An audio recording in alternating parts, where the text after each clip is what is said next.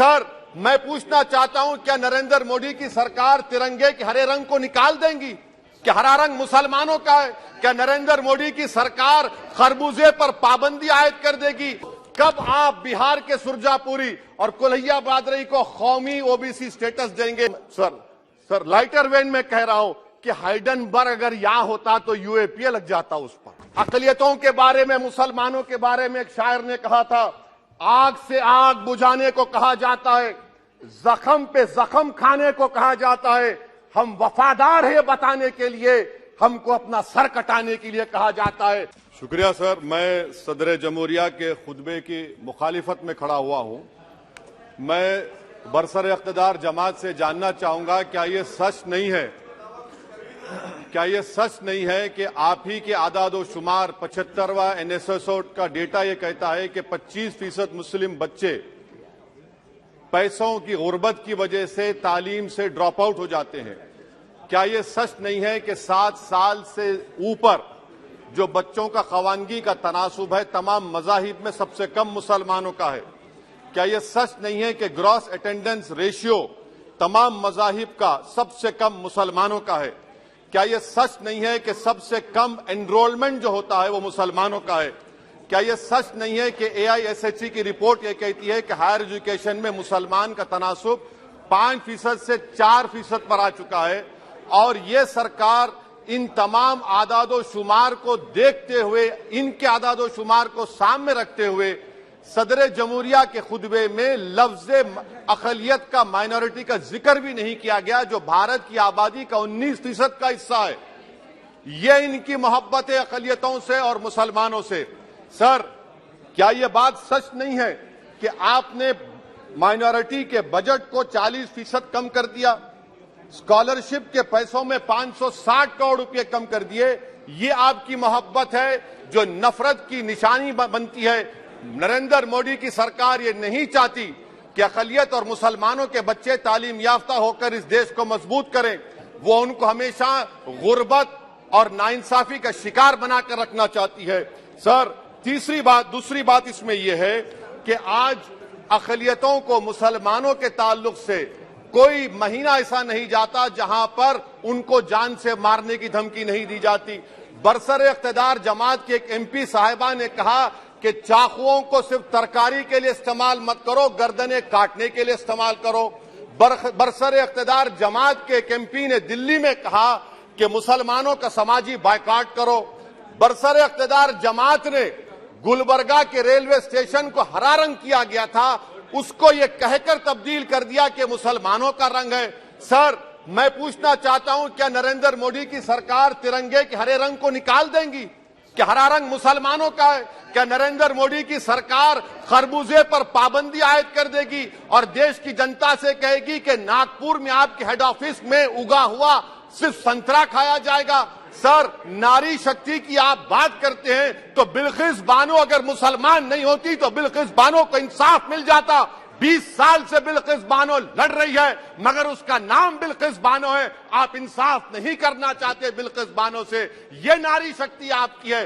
पसमानदा मुसलमान से आपकी मोहब्बत, दीजिए 1950 के प्रेसिडेंट ऑर्डर तरमीम करिए, दलित मुस्लिम का स्टेटस पसमानदा को दीजिए। आप नहीं देना चाहते। क्या मजहबी आजादी का उनको हक हासिल नहीं है?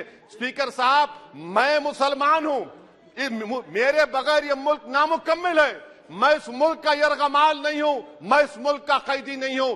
मैं पूरे सिटीजनशिप की राइट को चाहता हूं और अभी चाहता हूं। कब आप बिहार के सुरजापुरी और कोल्हिया बादरी को कौमी ओबीसी स्टेटस देंगे? स्पीकर साहब, दूसरी अहम बात मैं कहना चाह रहा हूं, चीन का जिक्र आपने किया। क्या प्रधानमंत्री अपनी जबान को जुम्बिश देंगे और चीन का नाम लेंगे? क्या आप चीन को डेमचौक और डेमसांग से उखाड़ कर फेंकेंगे? DGP कॉन्फ्रेंस में चेयरमैन साहब कहा गया कि 65 पेट्रोलिंग पॉइंट में से 26 पेट्रोलिंग पॉइंट पर भारत की फौज पेट्रोलिंग नहीं कर सकती है। चीन से आप डरते हैं। अरे, डिसएंगेजमेंट हुआ तो डी-एस्केलेशन कब होगा? डी इंडक्शन कब होगा? चीन से आप डरते हैं। 3 साल से चेयरमैन साहब 50,000 भारत की फौज हजारों फीट चोटियों पर बर्फ में खड़ी हुई है। देश के प्रधानमंत्री को क्या भारत की आवाम पर भरोसा नहीं है? भारत की फौज पर भरोसा नहीं है। अरे चीन का नाम लीजिए वजीर आजम, डरिए मत चीन से।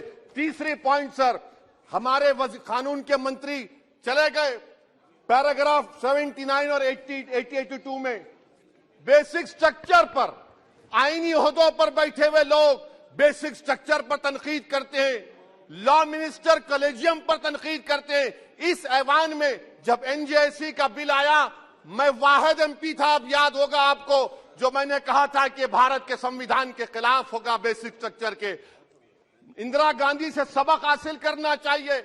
इंदिरा गांधी कहती थी कि जुडिशियरी मेरी पाबंद होना, अब नरेंद्र मोदी कहते हैं कि जुडिशियरी मेरी वफादार होना।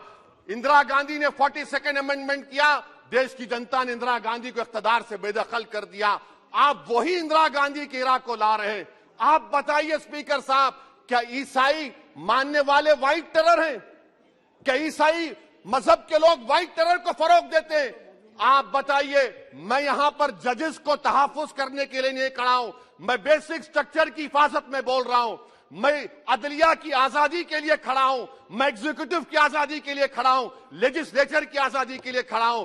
चेयरमैन साहब, कोर्ट का काम ये नहीं है, जजेस का काम ये नहीं है कि नरेंद्र मोदी सरकार की मदद करे। अदलिया का काम यह है कि इस देश की कमजोर और मजलूम आवाम से इंसाफ किया जाए।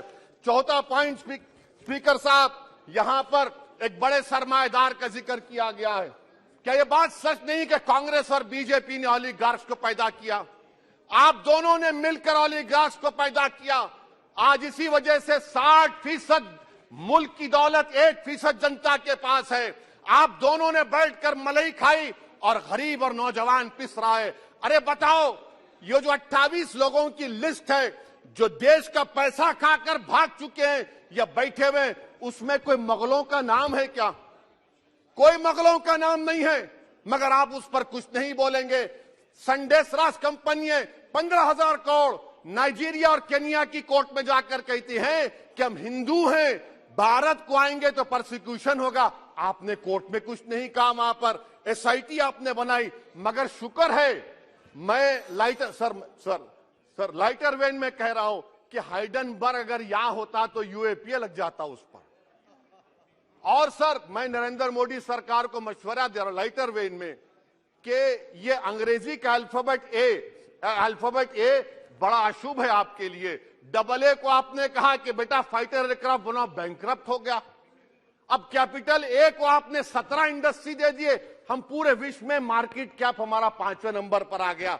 सर, देश के प्रधानमंत्री से बताना चाह रहा हूं कि वजीर दाखिला का नाम भी ए से शुरू होता है। मैं खत्म कर रहा हूं। मैं स्पीकर चेयरमैन साहब, मैं सरकार से पूछना चाह रहा हूं कि क्या जनवरी 2024 और फरवरी में क्या ये सरकार थर्मो न्यूक्लियर ब्लास्ट करने जा रही है? क्या आपने हमारे अतराफ में देख लिया कि उसके अवाक़िब और नताइज क्या निकलने वाले हैं? चेयरमैन साहब, मैं आपको बता रहा हूं कि चीन के बारे में क्या हमको बीबीसी की की रिपोर्टिंग की जरूरत पड़ेगी, जिस तरह 2002 गुजरात के बारे में कहा गया। स्पीकर साहब, अकलियतों के बारे में, मुसलमानों के बारे में एक शायर ने कहा था, आग से आग बुझाने को कहा जाता है, जख्म पे जख्म खाने को कहा जाता है। हम वफादार है बताने के लिए, हमको अपना सर कटाने के लिए कहा जाता है। सर, देश के प्रधानमंत्री पूरे फॉरेन टूर में जाते हैं, वहां पर गांधी का नाम लेते हैं।